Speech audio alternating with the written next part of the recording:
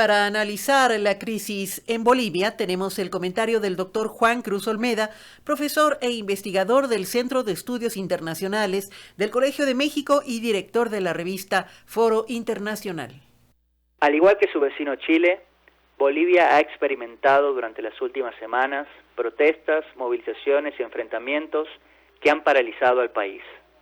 La razón, sin embargo, ha sido diferente, ya que los reclamos han estado centrados en los resultados de las elecciones generales del pasado 20 de octubre, que según los datos oficializados por el Tribunal Supremo Electoral, dieron ganador a Evo Morales en primera vuelta. De acuerdo a los cómputos definitivos, la fórmula encabezada por el presidente obtuvo el 47.8% de los votos, mientras que la de su más cercano competidor, Carlos Mesa, alcanzó un 36.51%, comprobándose, aunque por un margen muy estrecho, la diferencia de 10 puntos porcentuales que según la Constitución era suficiente para decretar la victoria. Las horas, días y semanas que siguieron a la elección resultaron sin embargo tumultuosas. La oposición desconoció el resultado y denunció la existencia de un fraude perpetrado desde las más altas esferas del poder. Diferentes eventos sirvieron para alentar las sospechas. Por un lado, el hecho de que el flujo de información proporcionado por el conteo preliminar desarrollado la noche de la elección se interrumpió de manera repentina a las pocas horas de haberse iniciado, cuando los resultados computados indicaban que habría segunda vuelta. Al momento en el que se restableció el sistema, la ventaja de Evo se había ampliado. Luego de algunas horas, el tribunal decidió suspender la publicación de resultados cuando aún no estaba en claro si la diferencia existente permitiría a Morales imponerse en primera vuelta.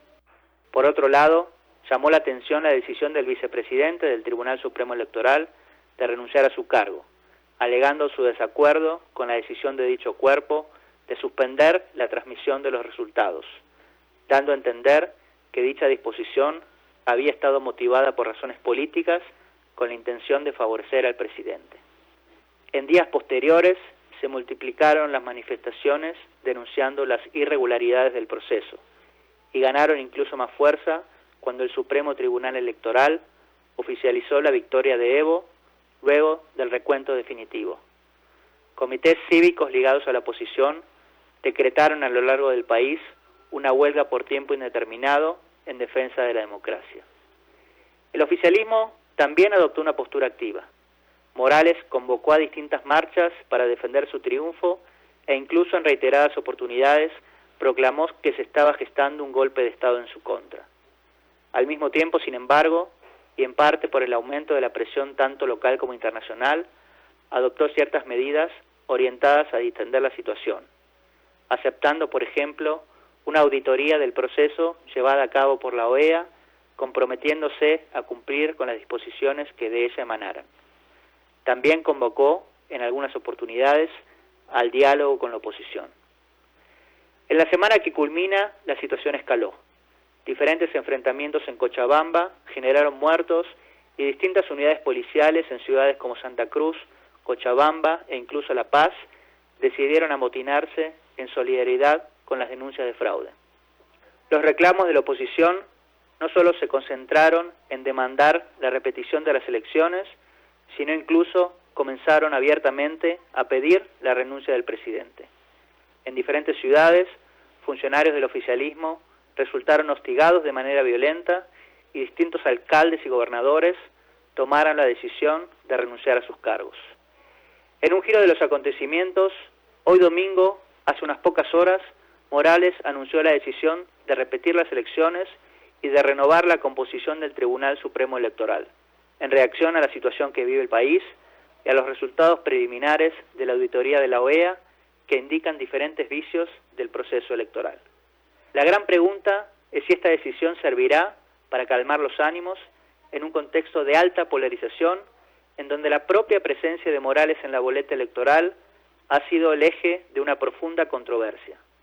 Nadie pensó que esto sucedería luego de los resultados del referéndum convocado en 2016 para habilitar una nueva reforma constitucional que permitiría la reelección de Evo por un nuevo periodo.